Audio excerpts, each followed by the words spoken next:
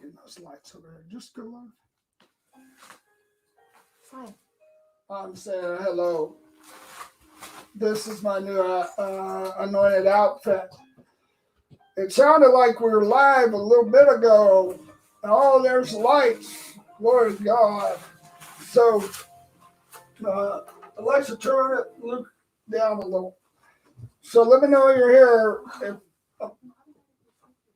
no, I said just, Alexa, it's okay. Just turn it down a little. Hey, anybody here? I saw a bunch of names when I somehow hung up and got back on.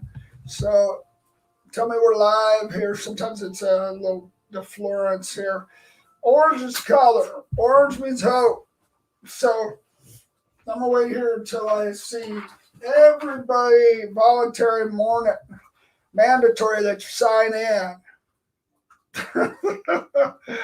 I like your jacket. Audrey Gibson. Hi, Audrey. Yeah, go blue. Does this look blue? Shoot. You love blue, probably.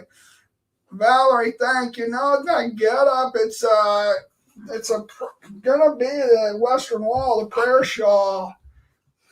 So I'm gonna, Valerie, you're starting to show people products and stuff. We're gonna put that in there too. This changed people's lives. Orange for hope. That's right. And Jacqueline made this for me. Not the glasses, but she made everything else. So I want to wear it until Jacqueline gets on.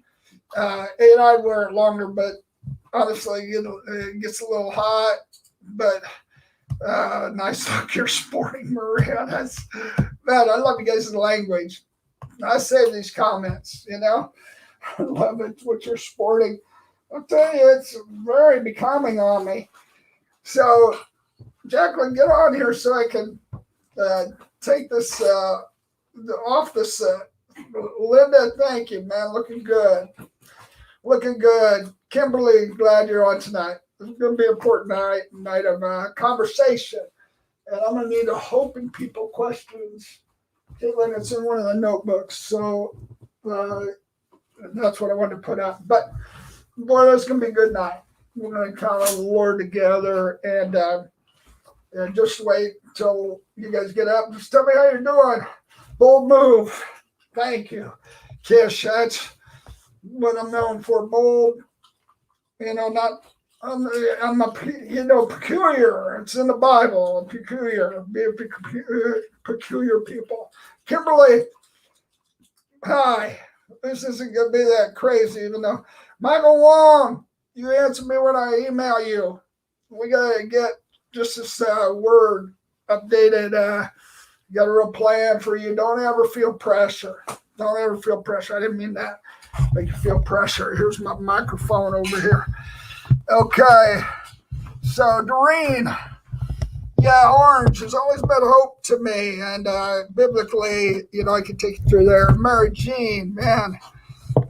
You got kicked out twice. I think that we did that by accident where, we didn't know we started it. So, Jacqueline, there. How you like your outfit, man?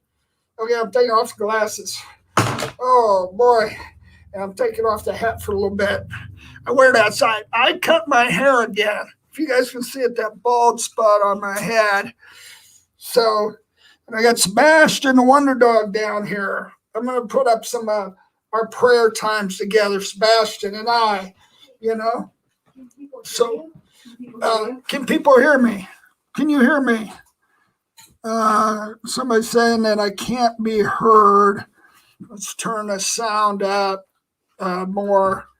So, let me know, everybody, if said that you can't be heard. My voice and sound don't emit. I think it's just the volumes up top here. And let's just turn the volume all the way up. Well, I don't know if that's making a difference. You type, can you hear? We'll just make it loud and clear. Everybody's saying loud and clear. Oh, well, great. Pam, thank you. Thank you, loud and clear. Kimberly, I look like an orange Julius. So, we can't hear you over. That comment came and went, but Caitlin, take away his scissors from getting my head. You can see the bald spot up there from me shaving or me cutting my own hair. Okay, so I am going to be ready. So everything's good, right? Everybody? Okay, let's, I do glow in the dark. So I just want to pray and adore the Lord for a moment here together. And I think the Comfort Room Corner 3 is topic. It'll say some other things. Big hugs to you too, Valerie. Oh, you're saying that to Caitlin. Sally, you got to be. Rachel, you still can't hear. Huh? I got a microphone and everything. I'm in this big time. Hello. So, somebody maybe help Rachel. It seems like Rachel, everybody else is hearing. So, I had, and I do have wonderful scriptures for these unique times we're in, but I'm going to follow up with, good, Rachel, you can hear now. Daniel Falls, love you, buddy. Happy birthday. Everybody, Daniel Falls' birthday came over here. We got him an Oreo cake, and he ate the whole thing. So, Kimberly, that's good. People turned the volume up on their end. So, no, Danny did not eat his cake. So, part of it. I'll put this back on. My bald spot's getting to me from that cutting my hair. So, what's anybody want to talk about tonight? Because I've already decided, but I just love to hear what you, any thoughts after we adore him. And let me say, this is really what is on his heart. We're going through each corner of the yellow house. And this is a wondrous adventure. And so I'm just going to really lay out for you a plan for this next year. And we'll take this, we'll put it away, and you'll be always able to refer to it. So sounds good. Deborah Coombs, I missed you so much. So this will be very, very good. So let's adore the Lord out of the Song of Solomon 5. And I talked about a new encounter pathway. And I'm also going to ask the Lord some hope questions and just ask you to do that with me together, which I'm going to right now. So, I get 12% on my iPad, so I'm going to have to plug that in. Okay, Christy, good to see you. And your Naomi mom, passed away. Yes, you got to tell me more on the side. Please message me about that, and we'll pray right now. Gosh, what a great woman. And just, I don't know if funeral has been yet, but let me know about that, Christy. Gosh. Okay. So, all right. Jimmy Stewart from A Wonderful, Wonderful Life. He was a cool guy. So, if you have been following us with the intercession or not the intercession, but the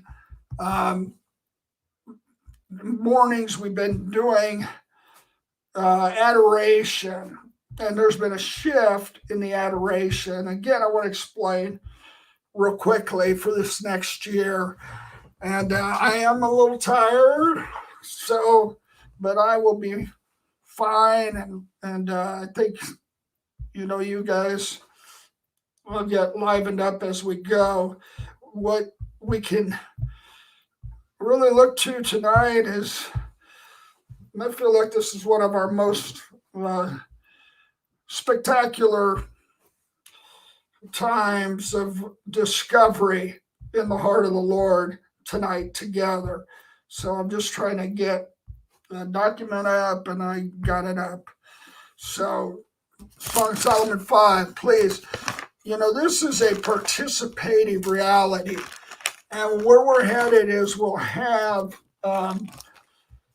people that kind of a Zoom call. Well, there'll be ambassadors with me that pray and adore, and it's going to be a Hope Church time, but we're a community, but it's also a time that for real equipping and other people's involvement. And so Will and I were able to do that, and now I'd like to include others because it's neat for me to be able to listen to see the comments and then be able to respond that way. But I'd like to have more of an interaction.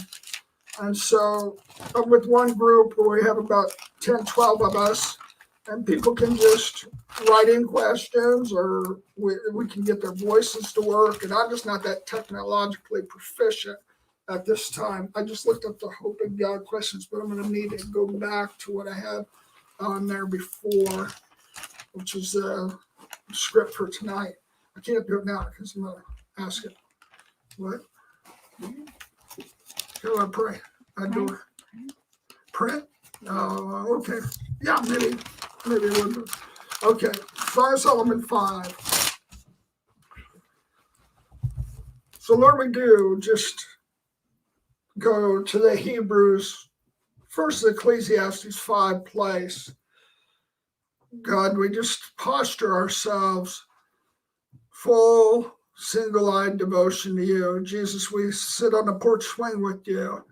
We just rock here tonight, and we have the most wondrous of human activities to be able to encounter the very living God, the creativity, the beauty, the warmth, the love, the compassion, the comfort, the wisdom, the hope, the power to move forward, the nature of you. And we look in the Song of Solomon 5:12, and it's never repeated. It always is deeper. And it's the way we're to enter your courts every morning. You tell us, like Paul, to die daily to who we are and what we think outside of you. So we come arm in arm, and we die daily and say, what's on your heart? What's on your mind? We won't allow any smaller realities to occupy us. We won't live below the clouds. We'll live like John 3:12, that it says that our feet are on our earth, but our head, our spirits, our minds are in the heavenlies. Lord, this is the time, this is the age, this is the hour of reformation. And it requires us to be with you and to see from the eyes of original design.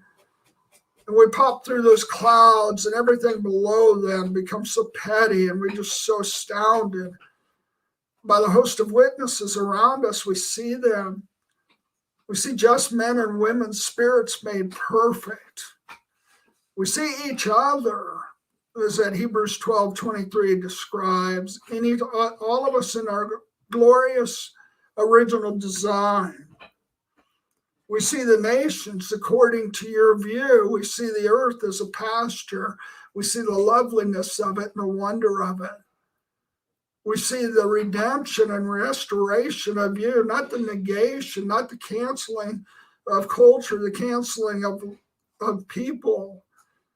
We see their fullest beauty. We see the wonder of a soul, a just person, just by your blood made perfect. We see each other on the earth that way.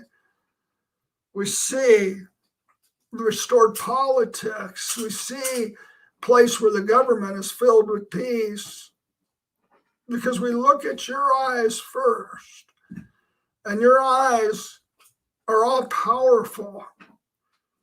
They're all caring. Not only do you give us a garden for all, but you give us a flower for one. It's to come to the mountains from where our help comes from. Our help comes from the Lord. the maker of heaven and earth, that we're astounded just by your authority and the divine sophistication and synchronization of what you're working on the earth, and that which are, when we're lessened, when we're fractured, when we're shades of us have been shut down, then we miss the glory of what you're doing, even when the circumstances seem miserable, seem painful. There's a sorrow with a hope, and there's a life that lives where we advance and we soar. We discover more. Every day is an adventure of your love.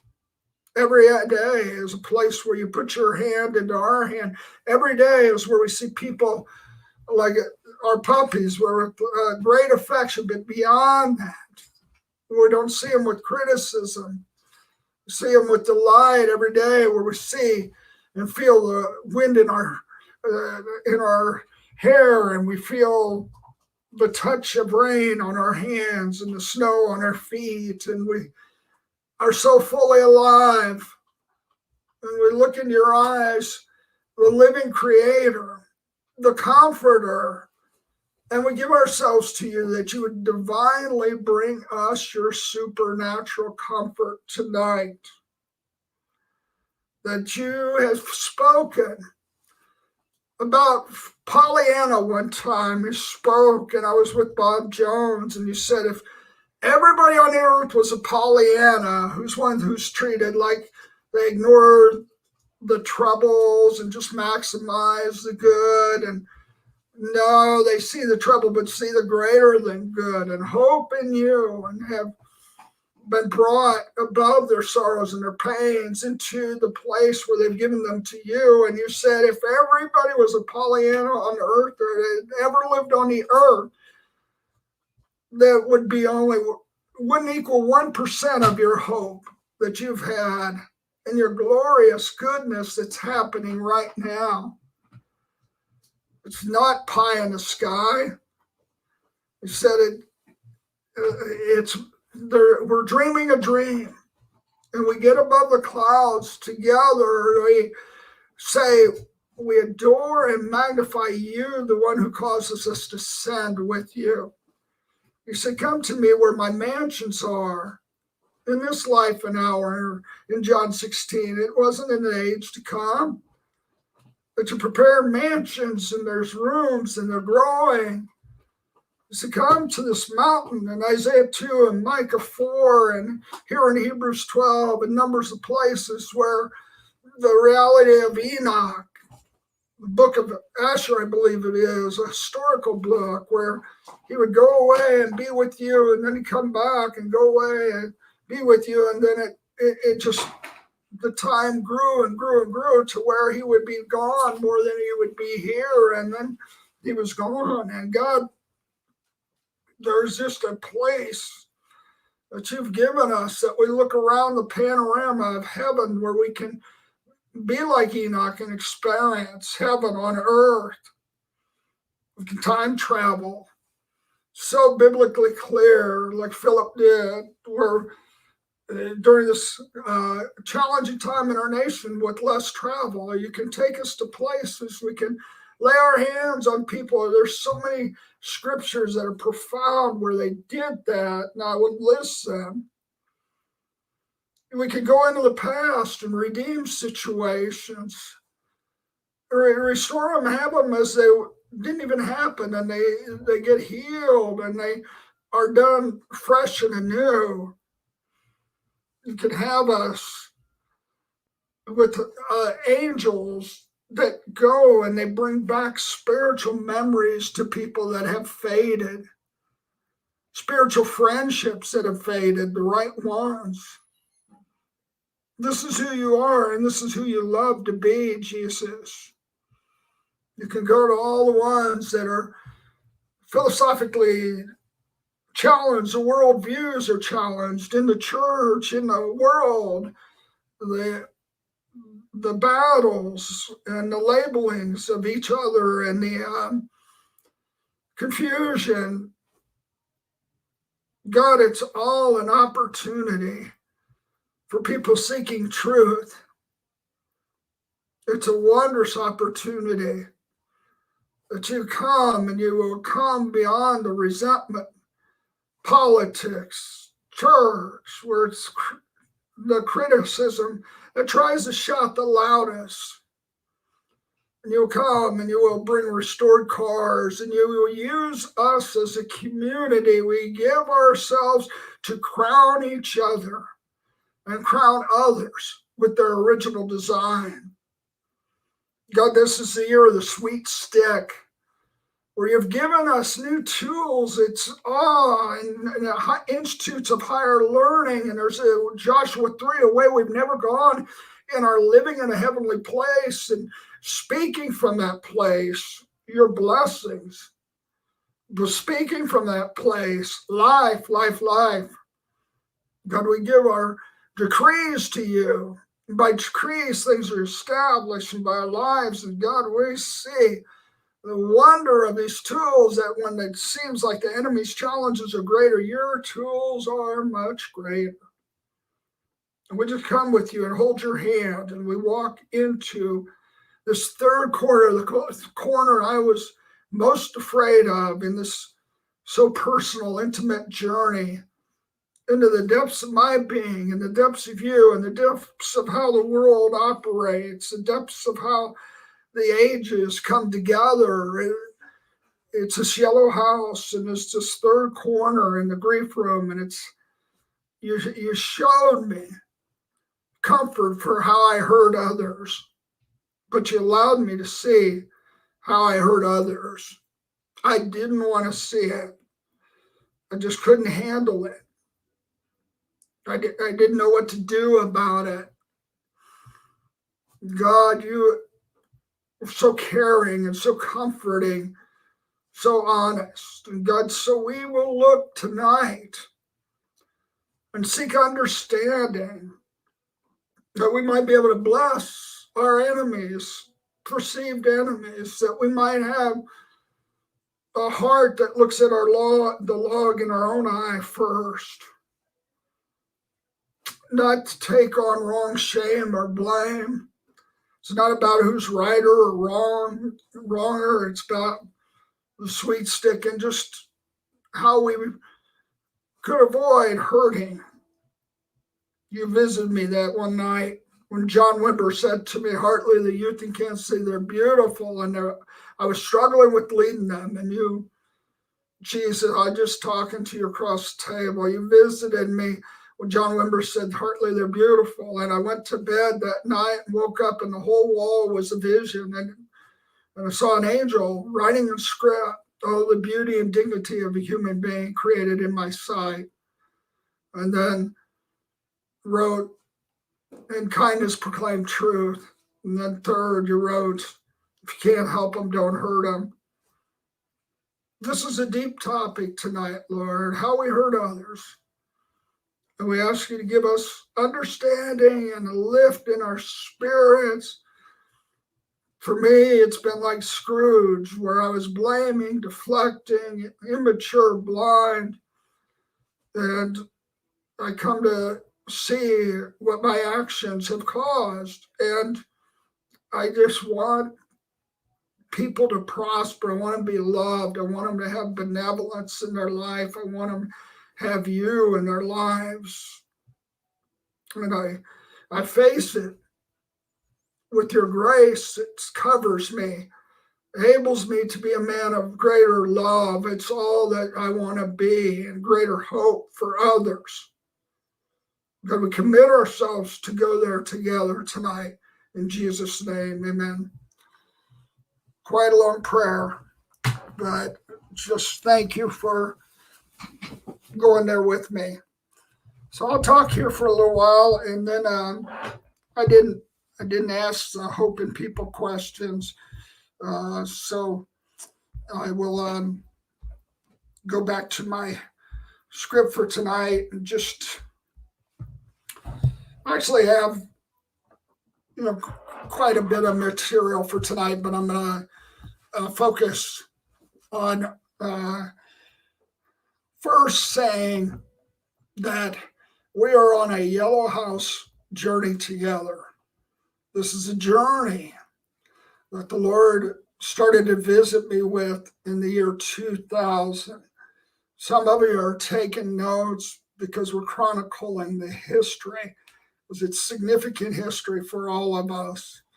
And so I'll set the set, just to let you all know, I'll share the setting with you first, and then I'll share how the encounter happened, and then I'll share the corner that we're in. And what's required, voluntary, mandatory for you, is to go to our web page and find the rest of the story. No promises on the web page being completed right now. There's some good material in there, but it's not all linear and perfect. When the fires happened, we had 2 houses burned down. A lot of our materials just got disorganized. We lost some. And so it's just been a crew that I couldn't thank anymore, with Tammy and Lori and Linda and Sonia and a number of you, Caitlin, a number of you, Nanette. I don't want to miss anybody, but that it's just kind of jumping into the weeds. And Sam Riddle and Will have helped us to organize, and we're getting there. And Jacqueline has. And so I want to just thank you. And I might mention needs along the way, but that's not you. If you know somebody, because sooner that I can, get the plan fleshed out, the better it is, for us to all follow together, because we need visuals, and we're all committed to this journey together. And it's Yellow House Hope Center. And so the setting was in the year 2000. We had come out of the Y2K experience, and then I had this visit of a spaceship, and it was about the year 2020. The spaceship I was on, nothing had happened with the Y2K situation, and the spaceship landed in the year 2020, and there was a lot of you, a lot of others that I've met on that spaceship that I didn't know, and it opened up, and the Lord was by me, silhouette, and I saw that hatch open up. We all did. Apocalyptic devastation.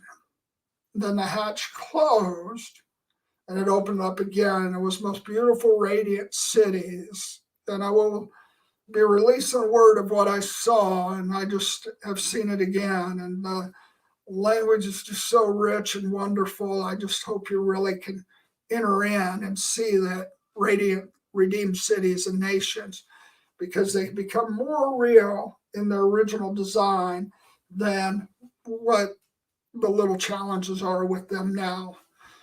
So I turned to the Lord after the contrast. You got the oppressive misery reality, and then you have the most hopeful, alive, original design, beautiful reality. And I say to the Lord, which one is it? And he said, Deuteronomy 30:18. But he basically said, you choose. You choose life or death. And so from that time, I got sent on a journey.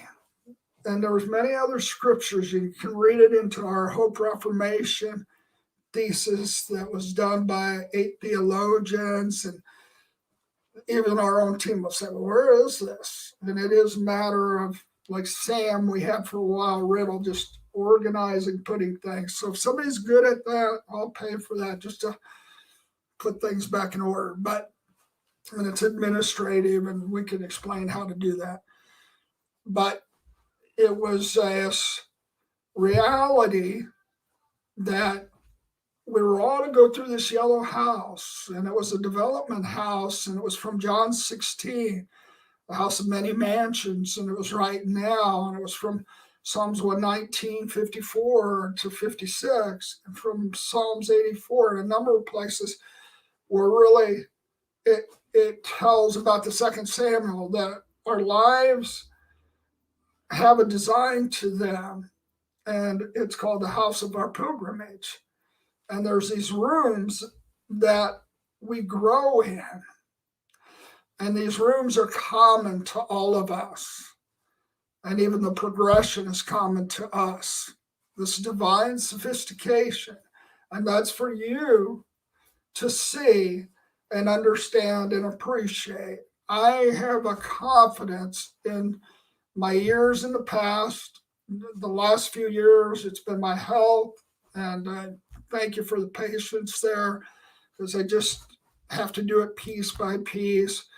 But I have confidence with all the movements, all the nations that I go to, and really share them. The journey of the Yellow House as a nation, and it wouldn't be abstract. I'd look at their history, and I'd I'd lay it over their history, and people need to know where they came from, where they're at, and where they're going. And so that's what it would do according to the wisdom of the Lord. In 2 Samuel 25, I believe it is, 23, I've looked at it so many times. David said his life is kind of like a mosaic. He was looking at the backside, and the Lord turned it over, made a perfect mosaic or picture. And he said, the perfection. It was perfect. You did not miss a trick. It happened to Habakkuk, who was complaining about the wicked prospering. And then at the end, he said, though the vine is not blooming, the fig is not on the tree, then I believe you. He just saw more than what those little signs, natural signs on the earth. He had seen from a heavenly view. So there is things that we're ready for in the spirit, and we're ready for us to, in that 2000 visitation, he told me in the year 2020, he would open up original design. He said it'd also be one of the darkest, most challenging times, but we had to interpret it rightly, that many adversaries stood at the door, but there was a great effective door opening of the ministry of his love, a second Jesus movement with wisdom that says much around the nations. But we couldn't get distracted and empower the darkness of the adversaries that stand at the door. And that's all that we've been dealing with, is some of these little adversaries that stand at the door in 2020, 2019, 2021. And we have to determine, each one of you, did you stay in hope and did you stay in faith? And then did you continue to ask the questions of hope? Or did you shut down, and did you let shades or flavors of you fade? The colors fade. That's a question, because there's a commitment we have made in him that we're prisoners of hope, and we believe in his blood and his promises. And so we don't do an Esau where challenges come and we give up on our inheritance and we just say, I'll survive. And honestly, there's a lot of people at this time, that the adversaries that stood at the door, did some things to them that I will share that hurt them. And you must ask the Lord for yourself, because it was to be in an advancing year. No matter what anybody said about 2020, we were in some rooms of advancement that were heavenly and were way above the issues. And he had showed me in 2019 a visit, and a mushroom cloud looked like one of those bombs, nuclear hydrogen bombs went off all over the earth. And then it went from this dark death to orange, which means joy, and Jesus came out of it. And it started at the Notre Dame de Sion. Well, that burned in France, and when it burned, it was the brightest orange, and all the people committed, like in Exodus 36, to give all that they had to restore that. And it just wasn't religious. To many people, it was a real place they encountered him. So some of those things were to be the things that we lifted up and we identified with. I can't speak for everybody, but there was in internet is to be a tool of God used for good. But if we allowed ourselves to focus on what God was doing or magnified that, I believe that there would have been a different outcome in some things. And that's just showing us a level of responsibility we have in agreeing with Him and asking a question, a wrong question at a wrong time, coming into a wrong doubt. Okay, if we're dealing with it, but if we allow it to guide our rhetoric and we become complainers, then we have no power. And He's giving us incredible new tools. And we are going to discover those together. And we're not going to have what happens first is what happened in the internet. And that is the resentful cry. And that's just when you get angry over circumstances that haven't gone not only your way, but just corrupt and not good. Anger of man does not accomplish the righteousness of God, nor does the resentment of man, but we're to bless our enemies. But that's first what can come over us, and then it just keeps getting tweaked. We'll just find articles day by day. The enemy will send them to us where they tweak us more, and we've got to be men and women of the Spirit. So that number two, there's a response where we get pathetic, where Biden wins, this thing happens or that, it looks like, and we just get pathetic. We get the plaintive cry where it's pitiful, and it's what happened with Job, when he and it happened a number in the scripture. They'd be angry at first, and they go to the plaintive cry where it's just, is God really there and cares, It's really tough for God to take all the time, Then the third place is where we come into a peace and a confidence in Him, and we ask Him from another place, and it's a heavenly place. And so that's to be cultivated. And we have an Institute of Higher Learning. And we're having all over the nations these Ascended Life groups. Mark Hendrickson, my friend, leads one. This is what we're going to do together with our prayer, where we are communing with Him. And we're doing what Bob Jones the last few years together. I'd say, let's go up. And we go up, and if you can look at on the internet or the YouTube, I think he's on there where he teaches you how to be in that heavenly place. But he came much more positive, hopeful in his prayers, because he could see not just a year out. You lose your vision, you lose your bearings when he could see 50 years out, and he'd see it with hope. So I have a lot of his last words because we were together, and they were just the Holy Ghost Hope Glory Train. He had said to California, he had given kind of a general idea of when the earthquake was going to come and fall into the sea, and big church, Korean church, had moved to Texas, and I was with him, and I asked him what he really saw, and he wasn't to back off of what he saw. People get on him, but just we were able to look at. I just feel like by the grace of God, He took us one level higher, and there was a hope where we saw angels holding the plates together, and we saw the inheritance in California, and that's still where we as heavenly citizens get to agree with Him.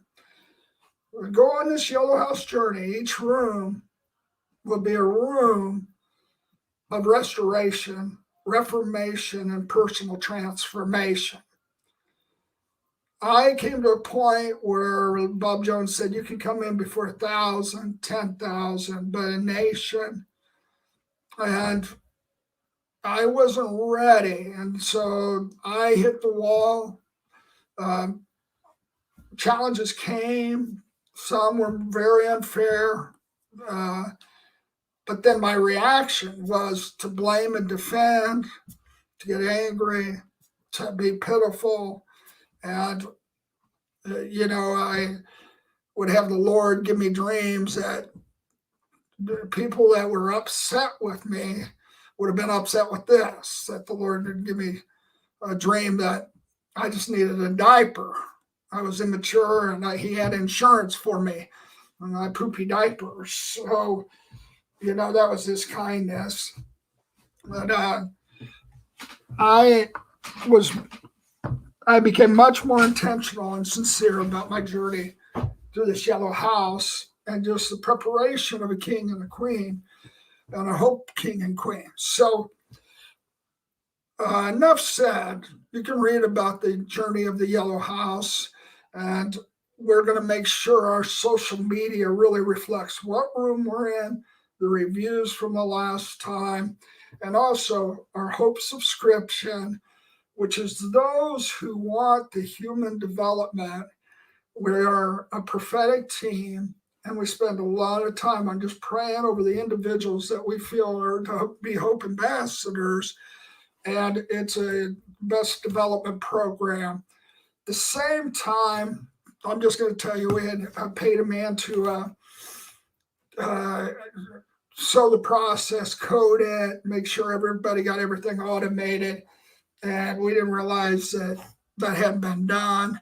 And so we're a little behind with the people's words and tools for January. I think we got them all out now, but we're getting at a place where the back end system works perfect or not. We can do it by hand. And we have a team that every other Tuesday we come together, we pray, and we go through these developmental questions from the heart of the Lord. I wrote a book called The Discovery Process with the George LeBeau. Elaine Hart helped do some practicums from it. She's over the Kansas City Chiefs cheerleaders and the others, professional cheerleaders. And we've applied it to this hope subscription where we can't do everybody, but we can, do probably 20 people now. And you can sign up for it on the web page. And I think that's okay with Wix, or send to support Bob Hartley as well, because just the communication system, I've had so many emails through the years. I just want to ask your patience as we get down to a couple so your emails don't get lost. The web page, we can get to that. We've had Sam Wong and some others that are offering to really help with the web page. Luke Hendrickson, who's awesome, and to help with this broadcast so that I keep on time and we do it the best way. Excellence. So things are moving up, but if you have any of those tools, we'd love to hear from you on that. We also have just Hope products and golden tools. I'm not wearing tonight, but we got a whole line of Hope attire. And what we want to do is just be a brand, a family, a community together. A brand is a common word that just says tribe in the scripture, and there was a banner over us. And we're the Hope ambassadors, and we're a community together. Some of our core Hope team got their shirt this week, and it has I designed it, IGMT on it, which means Intergalactic Management Team, Hope Ambassadors, and it's just beautiful. So, but there's products on there, and I'd rather call them golden tools, and I mind out others that really teach you the new encounter pathway. That's number one, which we've got to learn. We never leave simple devotion relationship with him, but where it leads to and where it takes us into, just him being able to anoint us and release our giftings. And then 2, we are known for the hope hearing, the prophetic. And that's becoming a lot easier and a lot deeper. And we'll have a team that we counsel. I train people, and I'll say, here's the 3 words, and I want you to read those, and they apply to this next month. And you highlight the themes, and you add what you're feeling. And the Lord really will bring together a word, like I do it with Michael Sullivan and with Lance Wall now, and different ones. And then Johnny, and we put it out on the Elijah list. So I would rather do it with some of us as well now, because I just feel like there's budding, merging prophetess and prophets. And so we have a group that gets together every a couple times a month, and then we give out a monthly word. So we do our new encounter pathway. You're going to see it start to be posted better. On the mornings, we do a training on how to adore by just doing it. And you can dive into it, apply it for your company, your family, and it'll change where we can become heavenly citizens and pray from a different place and decree. And it's awesome. And from seeing his eyes. And second, hope hearing is more what we emphasize at night by just putting out the decrees that come from the place of hope hearing. I would like you to go through the scripture and see how many times things were established by decree. And it's just, when you hear him, like I use Martin Luther King as an example, said, I had a dream that people will be like this. It resounds from the ages. And I heard Winky Pratney with Ivy Leaguers would go every year, and he'd say a statement that they would resound for the ages. Lance Wallnau said to me when I started speaking about hope and a different way to live out our lives versus apocalyptic devastation and the 3 different models of eschatology, he would take me places and he'd have people speaking about what I had shared, and they became hope centers and the whole bit with hope for their lives.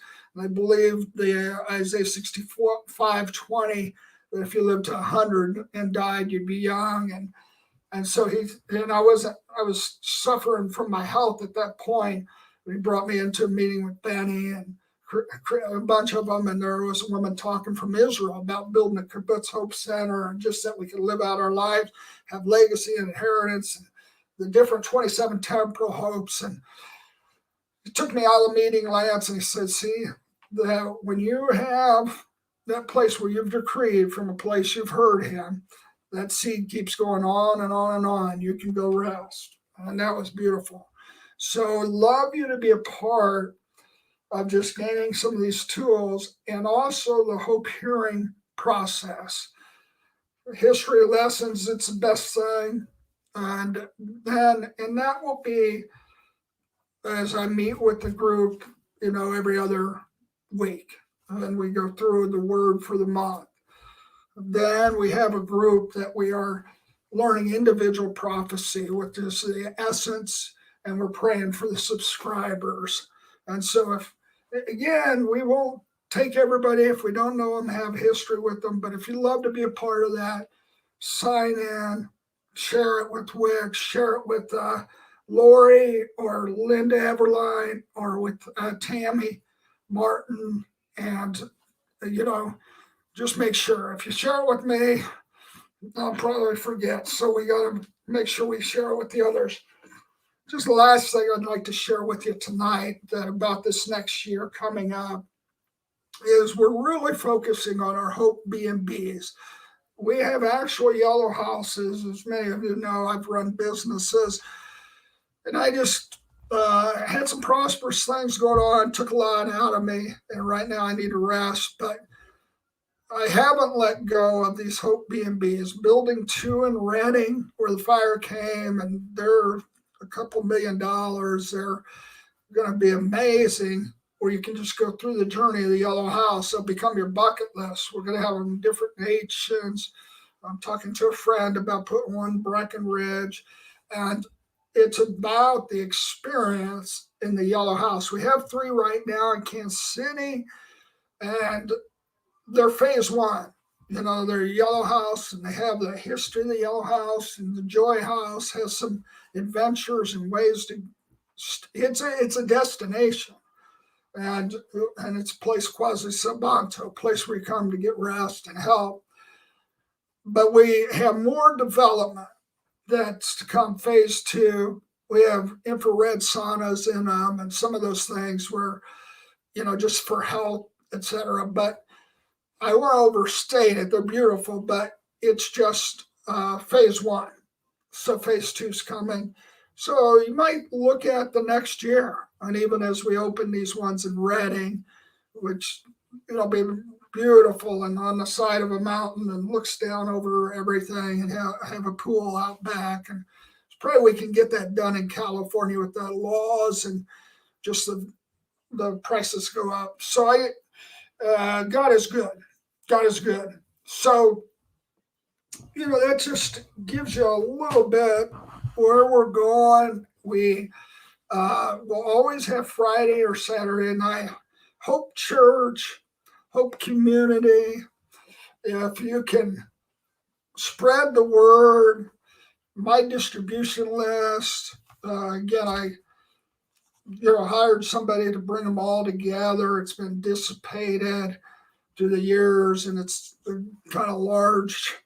And we just would keep people through our MailChimp or Constant Contact or even this bigger program just connected with visuals, where we're going with the Yellow House, where we're going with the New Encounter Pathway, prayer, Hope Prayer, and then where we were going with the Hope Hearing.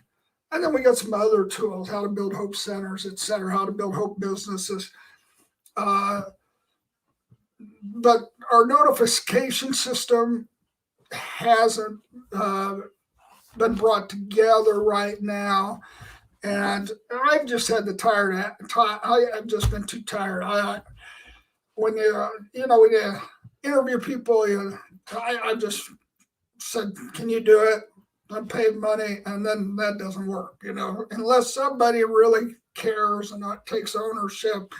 And so if any of you are in that place and would like to help, just know this year, we know we can be faithful with the adoration prayer, which will be different and deeper and richer for those who called to do it with us. Just count on that. We're going to get the Hope 365 up, which we need somebody to help us. All it is clicking a button, but that we can do, and the decrees where you're empowered with prayers that get you out of the mud. There are more worry prayers than real worship prayers, and it'll take you to a place. It'll become one of your chief activities of your life and adventures, encountering Him. And then the Hope Hearing process. Again, I said, just perhaps be a part of that prophetic group. We call it the String of Pearls group, where we go over a few words, and then I share with people just kind of how to hear. And it's there's a design to it. So you can write in to ask to be a part of that, and we'll see if that's it's always, if it's not right now, 3 months from now, and we hope to offer this class that's really an institute of higher learning, that's an impartation. And then this Yellow House journey. There's always assignments, and what we want to get posted is we have what's called lucid charts. I can't really show you, they're all up here on the wall. It just kind of goes through the Yellow House and each room, and where the scriptures are up front, the encounter, who I met biblically in that room, what the main points were, and then the action steps. And it's just really rich. And just, we want you to be able to practically do that and know that when you come together on a Saturday night time, this is going to be, did you do your homework last time? Take the step. I've been a multitudes guy in the past where, we just have large groups, and I still like to gather and love people. But we're really looking for now the ones that are hope ambassadors that love it and love to develop, be developed. It's time, for a different level of grounding and a different level of kings and queens that can rule their spirits and then rule cities and nations. So, long time, but I just really believe this is really key. We'll be sending you an update with the health update with me because sometimes I've been flaky, and some of you that I really love have written me. I mean, many of you, or I've asked you to be a part of something. And I just didn't have the people that I'd say, hey, can you help them get on ramped? And I didn't have that. And so I would think I had the energy to do that, and then I just wouldn't. And so, and my issue, there's several of them if you read about my health, but the primary one is I burned out my adrenals and my testosterone. So those that would produce energy. And so I'll be doing great, but I'll get off the phone and then I'll just tremble and can't sleep because I just, I'll take coffee and stuff and I can't do that. I have to, just really, the doctors have required 3 40-minute meetings a day, or you won't reboot with your energy. Then you have no immune systems. And that's what happens when people get really, really seasoned or older.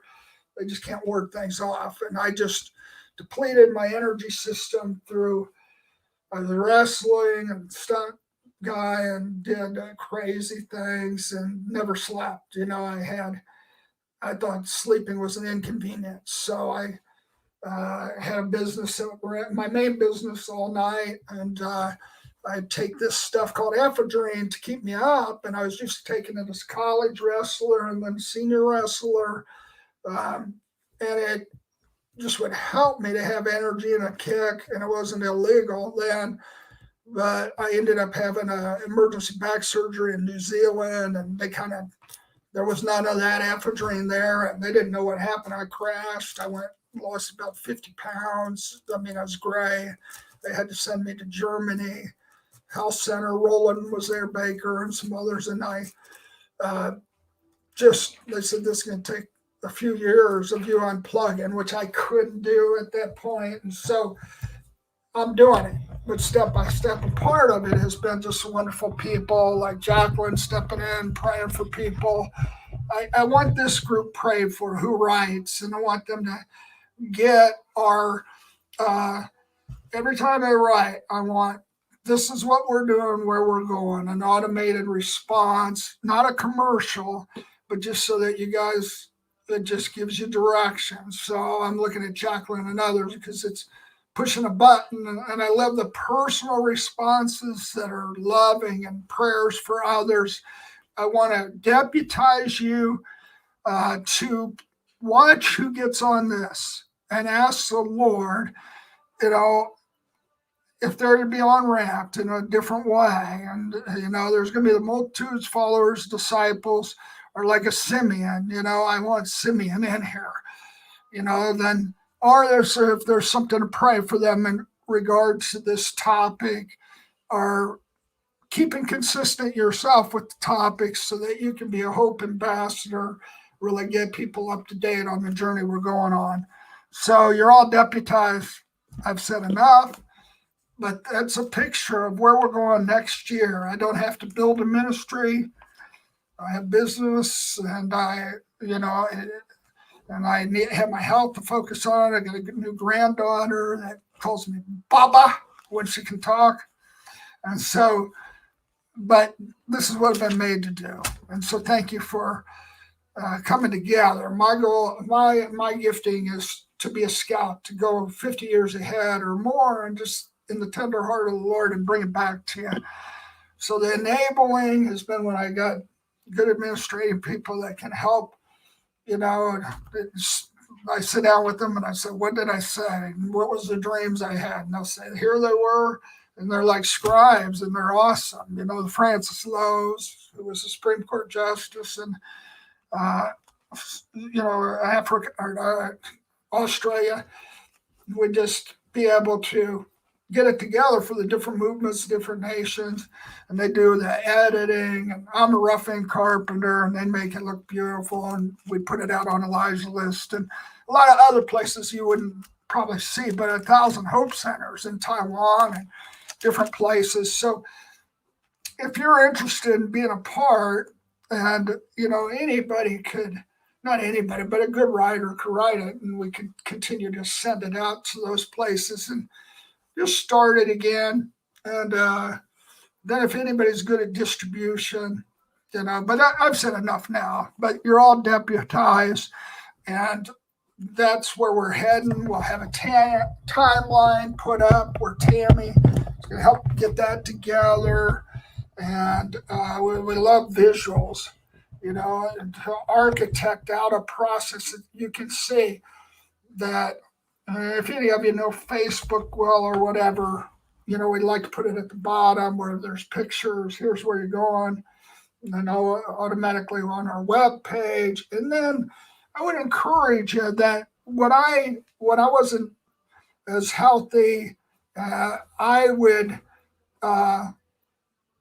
just take Johnny or take Bob Frazier and people that were sowing the hope message and the knowledge of God, and I'd repost it because I had 10,000 on one. That was the limit. I had about, on all the Facebooks and other stuff, about 180,000 people. And so I just wanted them to keep getting fed. So as an ambassador for them, I did that because we get an acceleration by association. So I would really encourage you. You might have 4 people that look at your Facebook. You might feel like it's nothing, but it might be the exact 4 that need to hear the message of hope. Caitlin, we were praying for somebody, David Cadell, and David Cadell had on his Facebook, just Bob Hartley in the comfort room and how people needed to go to that. And it was real touching because, I'm confident in what we have to impart to people together, not just me, others that will be either part of this by feeding me some good things, and I will identify you for doing that. And then others will, present too as we do the Zoom. So tonight, let me just real briefly share with you about the third corner of the comfort room. And I'm at an hour. So that was a good overview. Do you guys appreciate the overview? Just let me take a breath. And Lori, thank you for putting up the address. Thank you for putting up the donate button. I've been able to finance in the past. I've never taken anything, and then I've financed. Even the development of, we have 32 books. Now some need to be updated, and we got a bunch of CDs that need to be transformed, but they're just really awesome in the progression of it. But just donating really does help us. I had a baseball player that donated $75,000. We were able to develop out really well our curriculum for adoring and praying. And so that just really helps. I'm not saying you have to do 75,000, 76, that'd be better. But no, it won't be wasted. I am a businessman by that. I value resources, and I'm not just going to pilfer it away. And we're going to make sure with the board and the team that you get, bang for what you invest in. And we got some projects that we could list that, you might want to be a part of it. If you're you become part of our Hope Ambassador team, and there's the team is broken down into 5 groups. There's the prayer team, which is supernatural, significant. Nanette leads that. There's a corporate prophetic team, and that's been, I'm looking at Francis Lowe, Akui. Gosh, I hate that. I lived in Zimbabwe, and I lived with women that had AKUA, and it was Akua. So now we have a Kui who's brilliant, and she's a professor, and she's helping us with, the corporate prophetic, but there's a learning curve. So some of you that have done that before with me, like Michael Sullivan, I talked to him, a week ago, and he's got a big job. He runs a ministry of James Wilder, which is awesome. And so we just talked about getting together, and he was telling me from the past the words that I'd given, and he started crying. He said, I'm sharing those stories. And so, but, you pitch in, we can get some excellence, the editing of this, the distribution of this, and some of the products that, man, I'm just so excited to really have by your bedside, the real heart stories of who Jesus is through this yellow house. So we'll list those projects and the building of the B&Bs. Some of the benefits, and besides just if you're able to be benevolent, that's awesome. No, it's been a tough time for many. But if you become part of one of those teams, we got a tire that we give to everybody. We have B&Bs that we give free stays to for you and your family. We're going to have a time, one time at least a year that we come together. And of course, we'll pay for that. I have a friend that's got 10, 12,000 square foot lake house. That's just awesome. It looks, like a cathedral, and it's a beautiful lake. And we just have a time together, and that's so important. And there's some other things that just as we're able to be our frills directors, get that going, and we're able to love the people that go along the journey with us rightly. So Kui, good deal.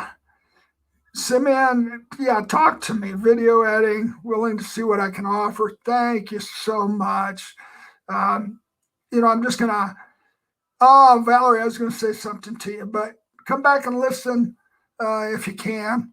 And thank you ones that said this was a great overview.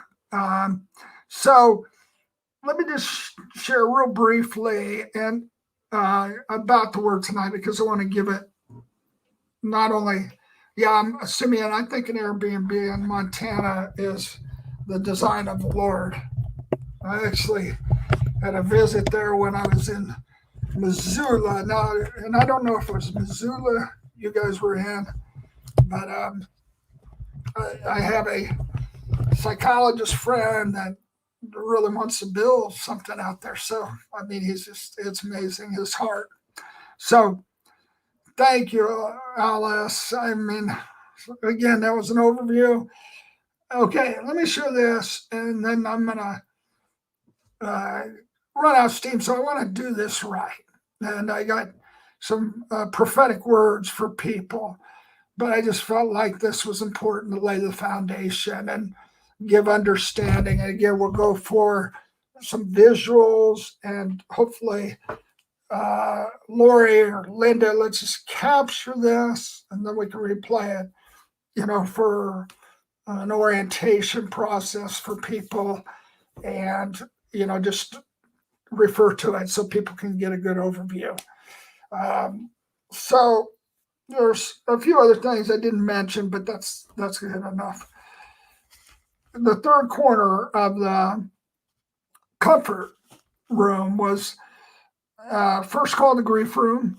And if you look at Michael's notes, which Michael Wong, God bless him, is doing a review of every time I share, and also turning it into a prophetic word. And he has a template, and others will get it. And so I'll always, on these times together, I'll say, here's the theme, and maybe the goal, if the Lord has showed me from the word, which he always does, really.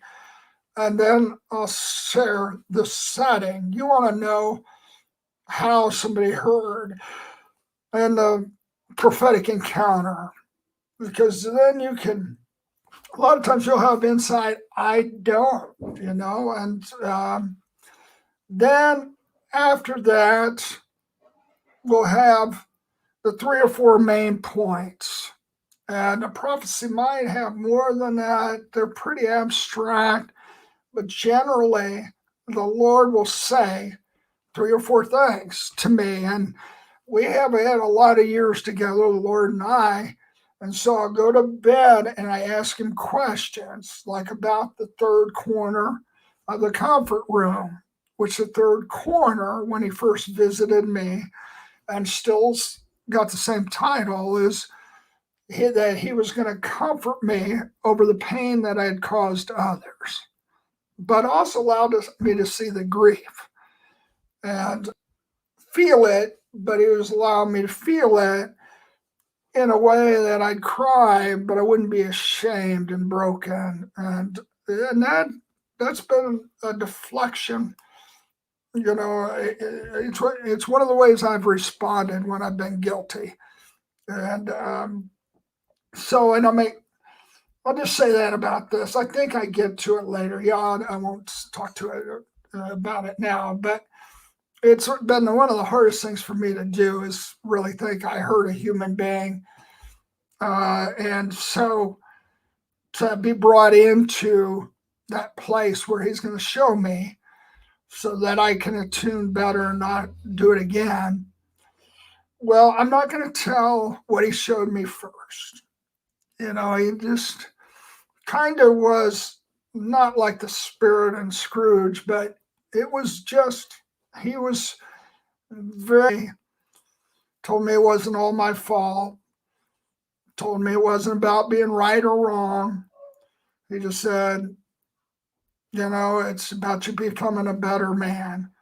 And that I could just tell I had more responsibility than I would accept in some of the situations. And he was going to go through the past, and he was going to redeem the past by allowing me to respond and be sorry, in a sincere way, and understand more why I'd done what I'd done to the person and what it did to them.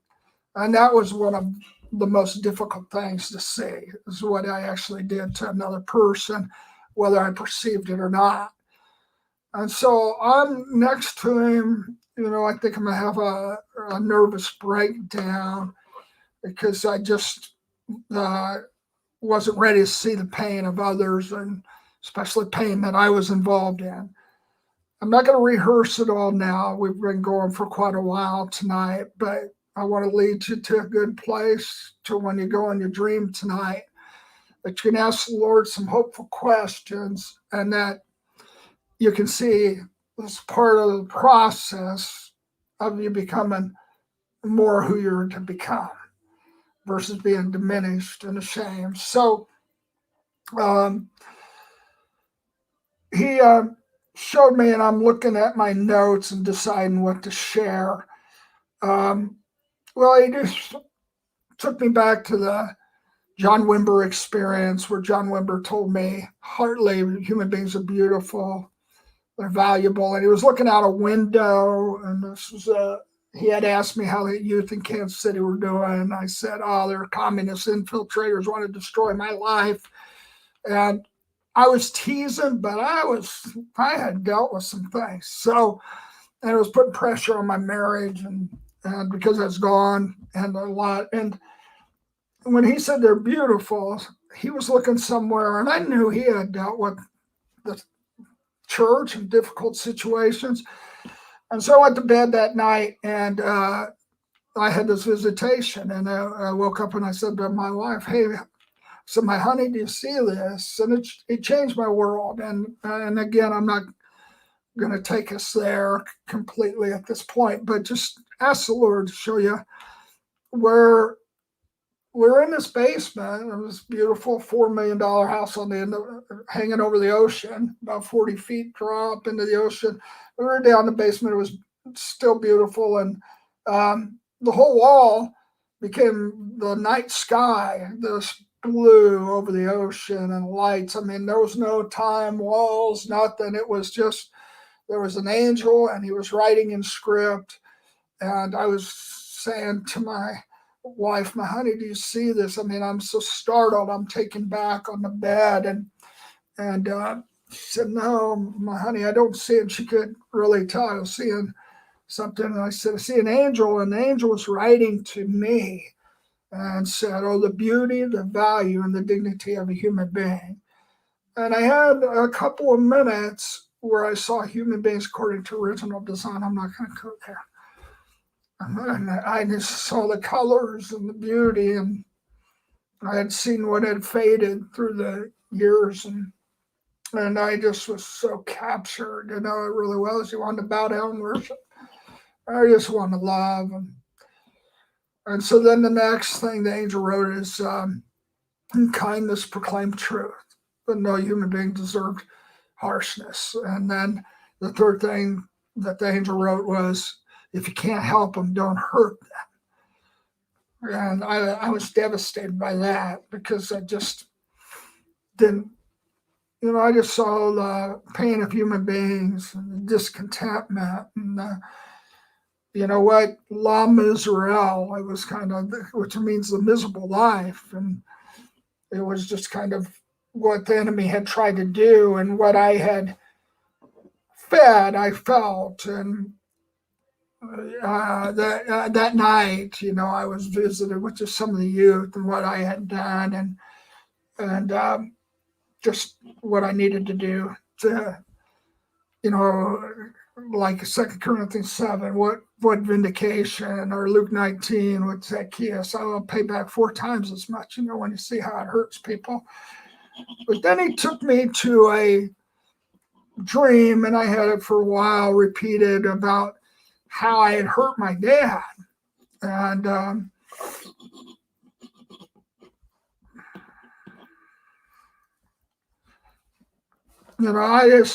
love my dad, and I never would, but I had hurt my dad. And then he showed me how I hurt my sister, hurt my brother. And I'm going to give you this one example.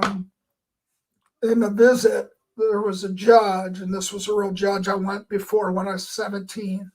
And I'm going to give you 3 main points about me hurting others and how I hurt them, what it caused for them, and then the remedy. And where you can relate is maybe you've hurt people in the same exact ways. It seemed like common to man. Maybe you haven't hurt as many, or you didn't hurt them like this first way, which is really bad. But if you could just ask the Lord, and he would point out where I had hurt myself in these ways, and what it caused in others to see the affliction of their soul and their personality. Sticks and stones do break bones. And so how the sweet stick was such a necessary remedy at this point. So he showed me first where I had cracked a person right in half.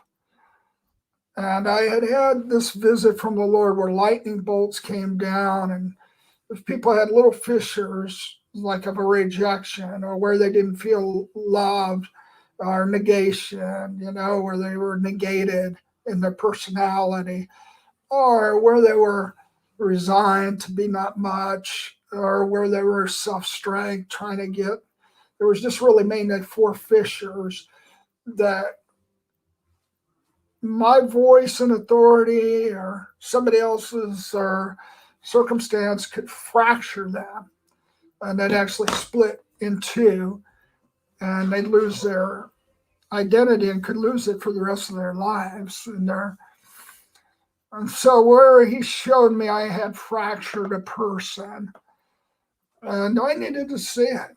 I'm a human being that has authority as a son or daughter, and I have authority as a human being. And so, if as much as I could lift people up, I could bring them down if I was And I had 4 issues that caused me to bring people down. And so I'll share with those after the 3 types of pain that I caused others and the results in them. What about me made that happen or allowed that to happen? And then again, remedy. So in this visitation where the Lord was showing me how I hurt my father, there was a judge and he was sitting behind a counter that I'd really gone before and terrified me. And he was accusing me. And my father was standing right there. He's the greatest man I've ever known. I never want to do anything to hurt him. But one of the accusations was my dad had always asked me for my older brother's sake not to fight him. You know, brothers fight and wrestle, but my little brother was on his way to be 3rd in the world in karate, wrestled in 1 year, took 2nd in state, which was amazing without a lot of history in it. And I was, you know, an athlete, wrestler, and did really good. And my older brother was 4'11", 4'11". They thought he had that, not a dwarf syndrome, but something that made him small, you know, and he was really thin and he had a high-pitched voice, a soprano voice, beautiful voice, could sing, but he went to a high school where there were a lot of gangs, and they just every day he'd come, his glasses would be broken, they'd rip pages out of his books, they'd beat him up. He'd look slapped around, and when he came home, he tried to wrestle with my little brother and me, and not always, but he did when he was really in pain, and my dad had said, just let him wrestle you down, Bobby, you know, and our friends would be there, like Mike O'Hara and different ones. We all kind of understood. And so this one day, it never really bothered me. I loved my older brother, never really hurt me or anything, you know. But this one day, I just took him apart. And my dad was looking out the kitchen window, and I didn't see him. And he'd try and swing at me or something. I didn't hit him. I just demoralized him. I'd wrestle him down, put his face in the mud, and jump up and throw him over my back and, you know, souffle. And and he was crying hard, and that was hard and he had been asking my parents to put him on growth hormones. And back in 1975, you know, those, you saw pictures of mutants, and they just, you're afraid to turn it in, you know, the Hulk or Bulk, or, you know, just deform people, ruin their lives. And my dad had, you know, begged us not to, you know, push him over the edge. And so when I walked in, my dad said, and he was just making an observation. He said, Bobby, I think he's cracked, because he was sitting on the edge of the slide and he's just shaking and having a nervous breakdown. I'm not going to go into it, but soon after that, he went on that experimental drug. Well, thanks God it worked. He grew like 10 inches. He gained some good weight. Never became a tough guy, but he had confidence, and he went on and ran a big company in our city, and it's just loved by his brothers. But at that point, it was the Lord reminded me of that and said, can Humpty Dumpty be put back together again? You know, if you fracture a person, you meet them at the right time and do something like that, and you know how destructive it is, you know. I was just broken. And I said, I don't know, you know. And he said, yeah, I can put Humpty Dumpty back together again, but it's going to be a responsibility with you for the rest of your life. Because I was a while back when I was shown that, and there was a plan that the Lord gave me to just, honor my brother all my days and honor who he is, and just to see his identity not fractured. And he's a wonderful man, thank God.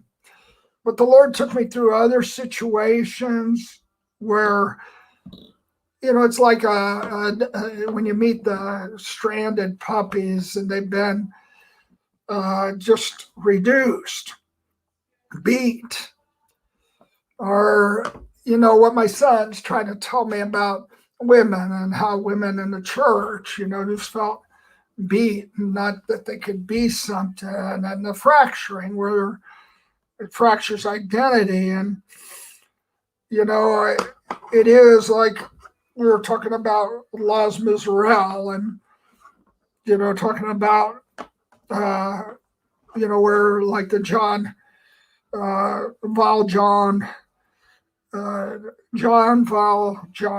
if you know the story, but I could use real stories, but just sold a loaf of bread for a sister and was in prison for a number of years, and and it was crushing. The movie is horrible. I mean, just to see what happened, and that was, I've lived in nations where, just people are treated like that. They steal a loaf of bread, and he was able to get out because a priest healed that fracture through the Lord, because he went to steal from a priest who had been treating him well. And the guards caught him and said, he's got all your stuff, as took all the sacraments, what he could spend, and in that movie. And the priest said, no, I was giving it to him, and gave him then the opera candles as well, which he was able to go start a new life and become a mayor and be benevolent with. But he was fractured. And when you're fractured, you quit pursuing dreams, you quit pursuing passions, you quit pursuing your future. And people can get fractured through society, through the church. Church doesn't mean to, obviously, through life. And, when I went and watched that movie, Judd reminded me, I would bring my notebooks in, which would cause my wife to go crazy, because I just couldn't handle that. I couldn't handle the fracturing, and then of the woman, Anne Hathaway, and just, it haunts me just her about her dreams, and now her dreams are gone, and how she was living out hell. And I wrote down even the dreams, the communication there, and that's from a fractured person. And divorce can fracture a person. Different things can, and that's when they're not themselves. They've lost themselves. But why those kind of movies, I always bring my new notebooks. I actually had a panic attack while I was watching that movie, because I felt fractured in a way, and I felt others' fractures, and the prophetic spirit will lead to a place where you can identify. But then what hope does is it gives you a solution where Humpty Dumpty can be put back together. And so I'll touch on that. But the second way he showed me that it hurt people and what happened to them was, I got so determined even about the mission in God, that it's like Jesus set his face flint towards Jerusalem. Well, I would take that as a verse, and a lot of the people I was with, as you just kind of ignored people and their needs. You were going to make the vision of God happen. Now, I don't know if I was that noble even, but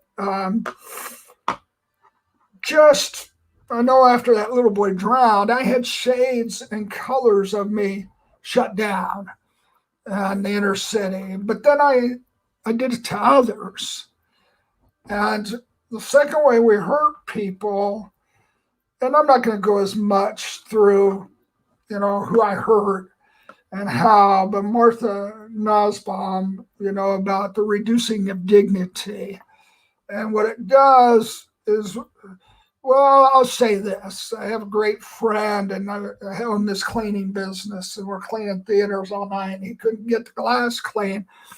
And I just reduced him to say, you're not trying hard enough, you don't care enough, you don't.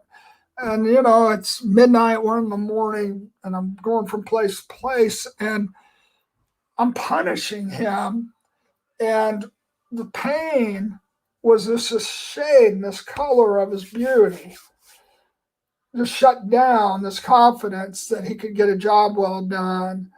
And even he liked it to be beautiful, and he could do many other things well. But I just harped on this, and I just saw his beautiful colors start to fade, shades, where fracture is, you're just dissipated, and then there's bipolar, there's brokenness that comes from that. And but the second level is just where shades are slowly eaten away in a person's life of all of the colors of their story and who they are. And so he showed me, again, for some reason, a woman who, I had an experience just this week with somebody stole my car, and this victim's advocate called me, and her name was Mary, just nice gal, but I just didn't discern that some shades and colors, she's working a hard job and it's just not got a lot of thanks in it. And, she's just going through the motions. And I said, Mary, tell me about yourself. And I could have helped that shade be cut down, or I could have treated her like, this is just your job, and you're not much to me. But I said, Mary, tell me about yourself. And we ended up on the phone call for 37 minutes because my phone will tell me how long. And I said, well, Mary, what should I do? She was a victim's advocate. I found out about her life, and we were friends. And she told me about her divorce, about her single mom status. And I just identified how great she was with me, with the loss, communication, and, there's a lot about her understanding heart. And, at the end of it, she said, now the bond, she found out he had a lot of priors, the person that stole my car, and said, do you want to reduce their bond? And then she came back and said, no, you can't. Their parole was broken by this. And I said, well, how about this? I said, how about I pay for part of their bond, because I thought they need to pay for some. And she was just real quiet. She said, I don't know who you are. And she said, but I've never had anybody in my 30 years offer to pay the bond of the person that had, just your car's no good anymore. And we're going to have another conversation next week. I just said, Mary, can I just check in with you and see how you're doing? And this wasn't somebody that I called, treated as less than, but I know the job she's in, the life, that some of her colors weren't. But she started telling me her dreams, and we're just going to talk next week. And she said, I'll let you know. I said, I'd love to visit the man who took my car. And she said, with COVID, maybe you could have a Zoom call. But I had 2 or 3 situations where I could have made the shades in people. I had a guy call me an MFer this week at the workout place because I was putting my clothes in the thing that dries them, and he thought I put too many clothes in there. I probably did. But he just was ready for a fight, and we're seasoned men, and of course, I'm very mature. I say, I'm going to take you in the steam room, put your mouth on the steam thing because you get so much hot air coming out of you. that was, and the Lord showed me where I hurt people, and through immaturity. He said, that's the first thing. He said, just react, because it so threw me off, guys calling me these names, and he seems very high and privileged. And so it was weird over nothing. And I just said, you don't have that much longer to live. I know. Can we have some dignity and honor? I'm a human being. Treat me, like this, and not just about me, but they treat human beings like this. I said, I'm going to go to the front desk, tell on them. And I said, no, I'm going to put your mouth on this thing first, I told him a few other things I was going to do to him, but then he did. He went to the front desk, told him that I had been on FaceTime where men are naked with somebody on the phone. There was a woman, and it's just not true. But by the time he came back, the Lord said, do you want to hurt him that way with your immaturity to cause another, brick to be on the wall? This guy's got a better nature than this. And so I do. I say, I'm sorry. I said, wrong, shouldn't have put that in there. And he didn't. He just kind of, said, okay. But it just was the guy who was proud of the way I reacted to works there. He's a friend. And he said, that was good. Let's just move on. So, so I just, Rachel, I said you messaged me about something, and I want to, be able to get back to you. And I have some that are helping look at the messages. So let's all pray for Rachel and some of our team. So that I would ask you to ask the Lord about that.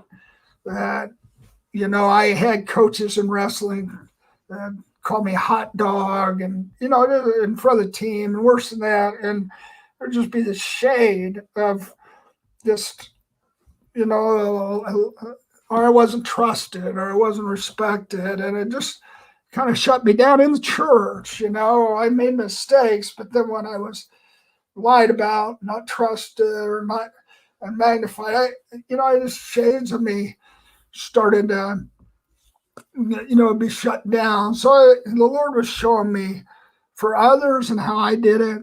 And that was the main emphasis. But then he also showed me for myself. And I just finished with the last two ways that I would, when I'd hurt people. Third way was I'd hold them underwater.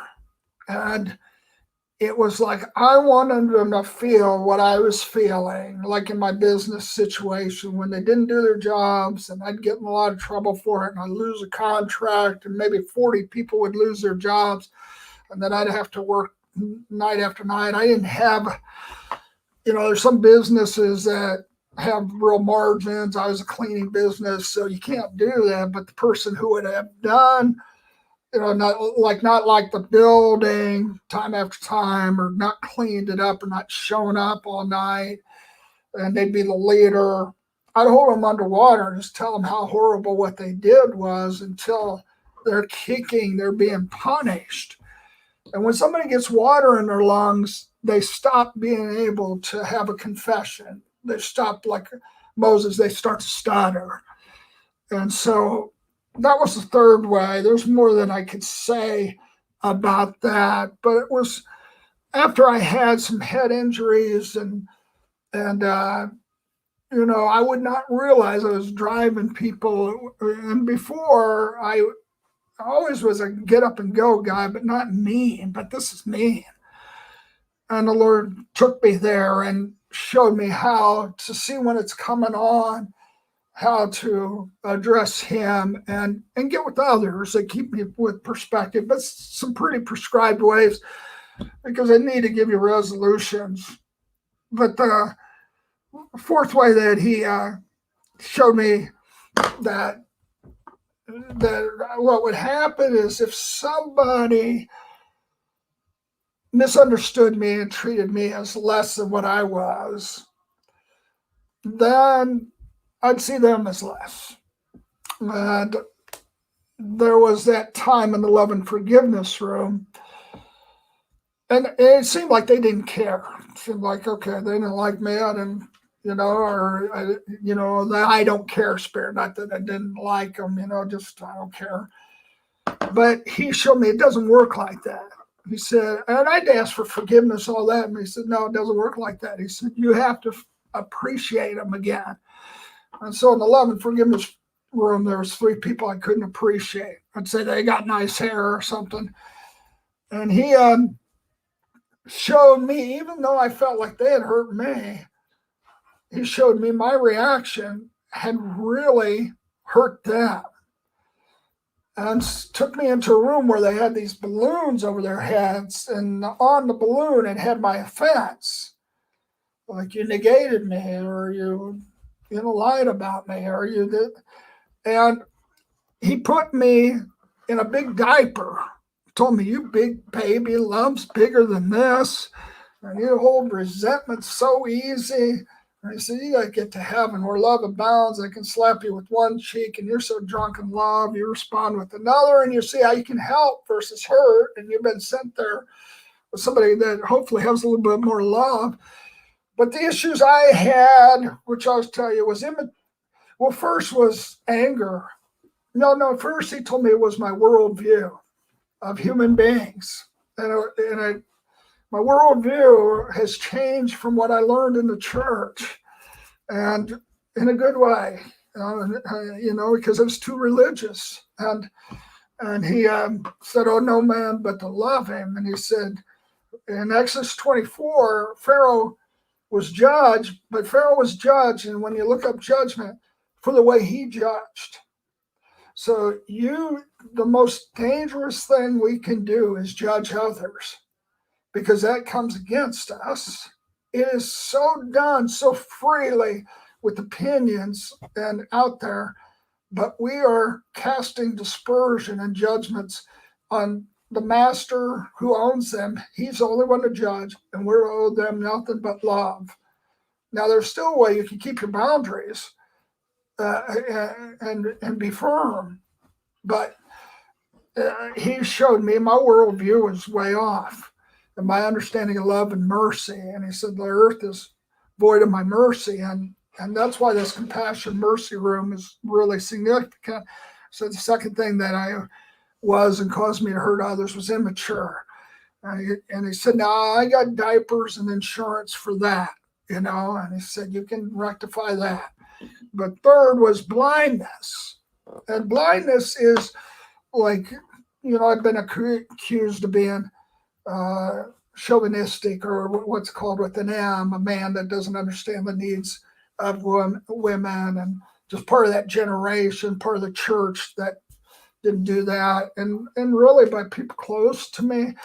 And I'm blind. I don't think I do that. I want the value of every person, but blindness can be there. And so as my son has opened up some things to me that are really right, and there's some things that not, or even systematic racism.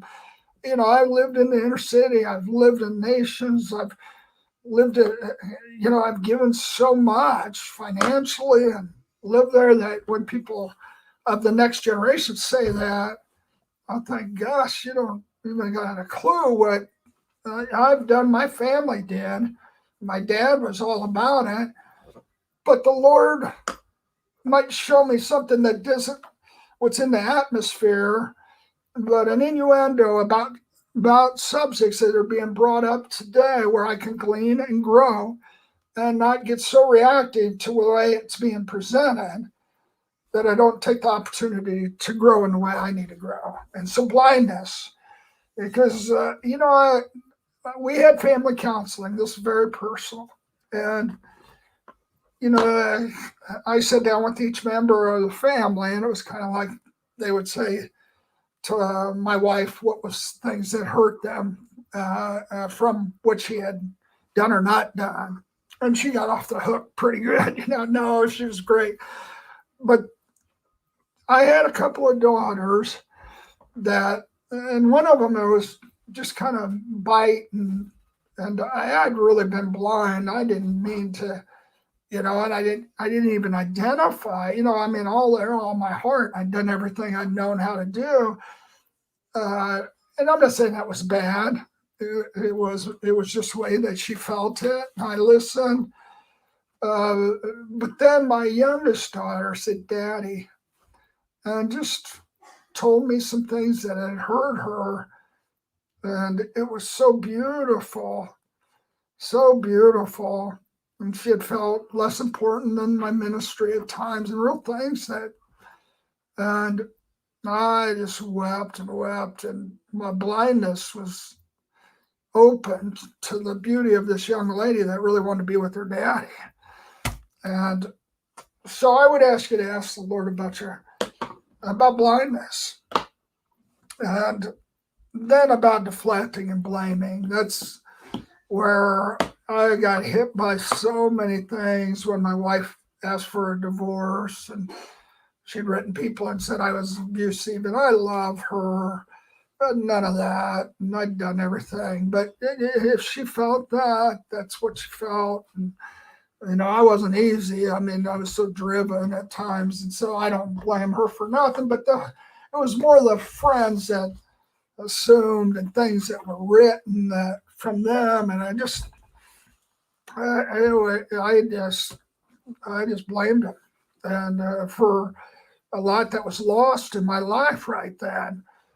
And the Lord really said it's not about that. It's not about being right or wrong. It's about how to become a better man. And I called you to love on another level. And here you are. I sent you in a spaceship with the level of love, and you've given it up. You need to deflect it and see what's really, you don't have to agree because you ask the Lord. But then you have to love, and you owe no man to love them. And so, just in conclusion, I pointed out, what it looks like when we hurt others, the fracturing, and then the shades, the colors that we can shut down, and their giftings and their personalities. And then I shared about how we can hold them underwater, and when they get water in their lungs, they're not able to function. They're lose confidence in who they are because they're so beat up by the memory of what they've failed in. And then last is when we put that big balloon over them, which puts a cloud over them when we're offended. It says, do not be offended. So then the Lord gave me the start, and I hit those balloons and pop over them. And even if they had been, like my ex-wife who I love, but I just wasn't appreciating, that light came, freedom came. There's no guilt about anything. And I would just encourage us tonight to just ask the Lord just to give you the right worldview, and ask the Lord to give you the right, just maturity, the ability to be composed and see and attune on a different level, and to enjoy the growth process, and ask Him for the blindness at the right time, because you can't have everything opened up at the right time, and then to get us away from the immediate reactions of deflecting and blaming and getting angry, because that's a spirit that's been given too much free will, free movement in our society. So where I didn't get to is the hope in people questions. And so we're going to jump into the solutions. And I am going to say to different ones of you, like Rebecca and others, as I've gone longer, Mary Jean, that there's words for you in this. And I wrote them down, a number of you. And Joe, good man, I wanted to be back in New Jersey. So tell them all I love them. But let's do part 2. And let's, if I point out, this, it'd be more of a way that you got hurt. And understand my prophetic style is I might say, hey, this is the way you got hurt. And it might be, no, you hurt somebody this way. But I'm never going to say that because it's the positive. Because generally there was a way you got hurt for that to happen, but the way that all these areas you get hurt or those shades get shut down in you or whatever, God exposes that. So now you can minister to others out of those areas and come alive yourself. So Lord, thank you for this time together. I ask you to multiply everybody's rest, especially mine. And Lord, thank you for Jackie's glasses and hats. And I hope this made perfect sense to all. Let them have the hope in themselves tonight. Tell them how much you love them. How much do you love them? How much, even with these things, you said, all these things, all we need is a little insurance, that we just have a few poopy diapers, that we weren't intentional. But God, we love to know how we can understand how to be fuller, more loving people that unintentionally or intentionally just, we're not going to live in this place of resentment, reaction, and the society of cancellation, negation. We're not going to let it happen. I'm going to remember every memory.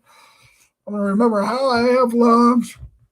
There's areas where I have made mistakes. I will definitely look at your tools that you gave me just to create hope in those situations and help. And you give me ways to vindicate and identify and ways to love them that will be supernatural and healing. God is going to lead to great reconciliation and restoration this year. So God, I always want to launch people, let them be launched in your love and who they might just reach out to in your love. And as we come back together, these will be the crowners. These will be the ones that bring health to this nation. Spread the word, you guys. Thank you for anybody that can edit some in. We got to edit some of this. And good night.